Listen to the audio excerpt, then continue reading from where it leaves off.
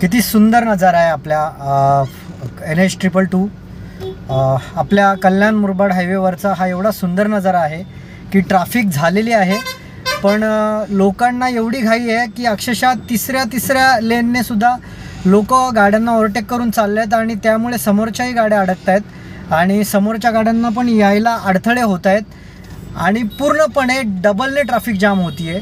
म्हणजे आपण नुसतेच राजकारण्यांना शिव्या घालतो, पण एक सामान्य माणूस म्हणून, या देशाचे नागरिक म्हणून भारतीय संविधानाच्या कुठल्याही प्रकारचे कलम आपण पाळत नाहीत।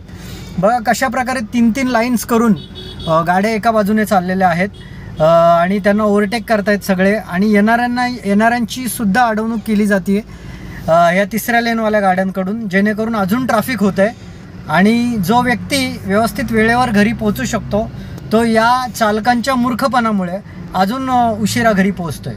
त्यामुळे प्लीज कृपया करून भारताच्या कायद्यांचं समर्थन करा, त्यांना पाळा। फक्त पोलिसांना आणि राजकारण्यांना शिव्या घालून काही होत नसतं, स्वतःत ही सुधारणा करायची असते आणि ती आपण करावीत अशी माझी नम्र विनंती। धन्यवाद।